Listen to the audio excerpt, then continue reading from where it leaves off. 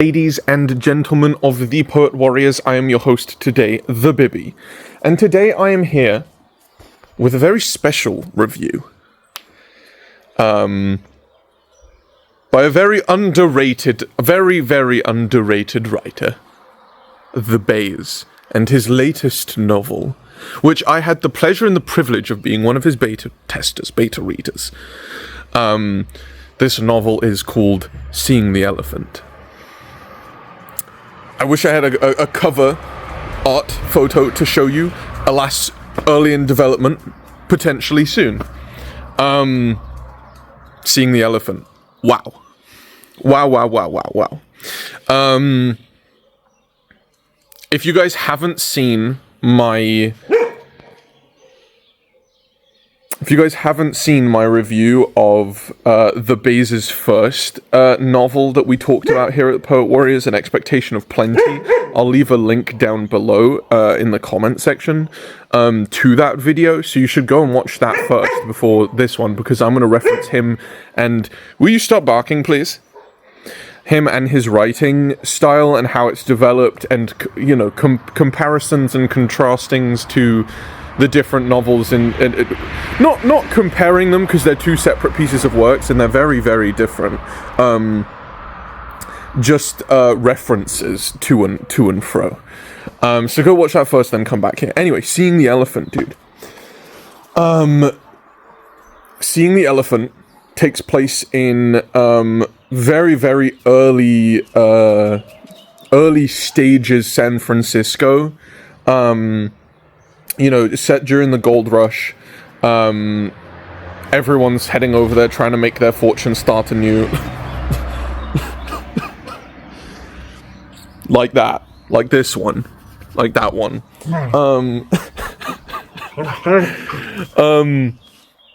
So yeah, it takes place in that kind of, you know, that New World mentality. Everyone's rushing to the west.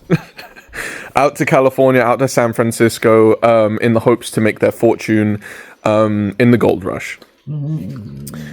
I know Bays is trying to keep mysterious, so that's all I'm going to say about it. Like that, there's I don't know how much he wants me to say. I don't know how much he wants me to say and what he doesn't want me to say. That's the setting. Basically, there are these murders that happen. There's a lot going on in the story. I feel like maybe the focal point is that there's these murders and they're trying to figure out who it is. So it's not a murder mystery, but in that way, maybe. But that's all I'm going to say about that. Anyway, let's talk about the book itself. The novel. I loved this novel. And I've had words with the author already about this. About my thoughts and feelings of this book, of this novel. Helga feels very strongly about it as well. Very different to An Expectation of Plenty in several different ways, which we're going to come back to.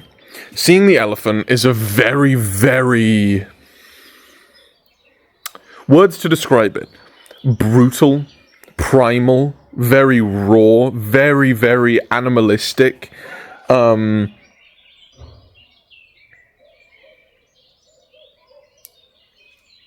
Survival, if you could. I'm trying to compare it to like a word, you know, I don't know how to bring that into context, but survival is key. Precarious, the precariousness of your survival. I'm not a good wordist. Gruesome, erotic, sensual, sexual, very, very emotional, very primal. Very, very primal in a very cool way.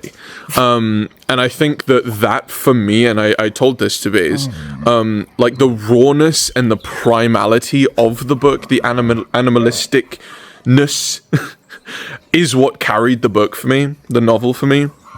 I loved it because of those reasons.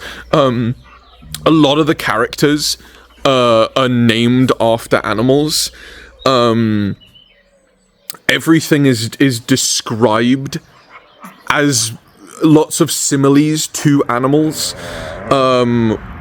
actions that they take. I'm trying to not say too much. Actions that they take, relationships that are formed, are always like described very, very animalistically, like bear-like, claw-like, all these kind of things that bring this animalistic tendencies to light, which is really, really cool, which brings it back into the primal nature of it. And I said to Baze, it's all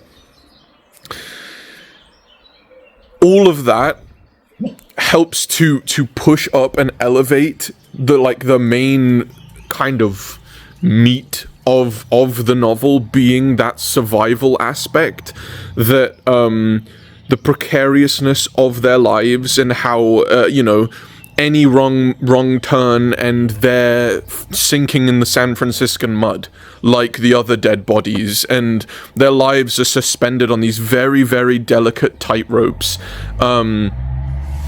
Even something as walking outside on your own at night is terrifying, and you get that as the reader as well, which is another point which I'm going to bring into to Expectation of Plenty. It's just that precariousness, man. Like, it's the everything's so up in the air. You don't know who's going to get the axe, when they're going to get the axe, how they're going to get the axe, but you know that it's that's there hanging above them at any given moment, and you as well, which is this is what the similarity, right? So I think if you look at that review of Expectation of Plenty, what I said was everyone needs to read that book. Everyone needs to read that novel for one main reason, because it teaches, and it will teach a lot of people out there about their place in the world, right? But not personally. It's like an outlook thing. Like, it will change your opinion, your view on the world and other people externally for the better. This novel, Seeing the Elephant, changes the way that you feel about yourself. So it's the same thing. It's that same kind of, I think, importance behind reading it for one's personal growth, whether it's outlook or inlook. This one's inlook. Expectation of Plenty is an outwards look, right? So this really brings to light things about yourself. It makes you look inwards, and the reason why it does that is the narration, the narrational style, the perspective, the first person, third person, whatever you call it, the perspective of how this book is written, compared to An Expectation of Plenty. You're very much brought into Vincent's life, the main character, right? Where you kind of feel a part of Vincent, so you're kind of experiencing everything from Vincent's point of view and things like that. In Seeing the Elephant, there are so many cool characters. All the characters are really, really diverse, really well written, very in depth, and the way that it's written makes you feel like you're your own character there amongst the gang.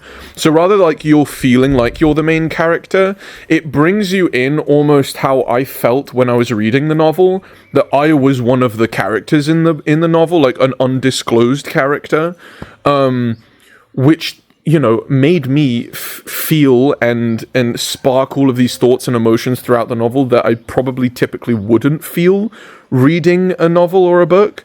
I got the tension. I got the, oh my god, am I going to die tonight? I got that intense need for survival, the scare, the fear factor,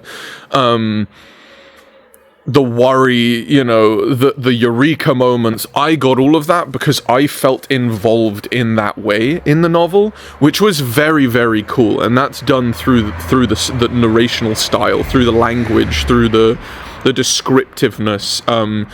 This novel's written in a very different way to An Expectation of Plenty, but both still have those really cool, which I mentioned in An Expectation of Plenty, those really cool short snappy chapters that just that's the thing that I love about Bays and his writing, is he doesn't dance around. A lot of people dance around. They you know, it takes them 3 chapters to get to a story, three you know, like 20 to 50 page chapters to get somewhere, and they just fluff around the point.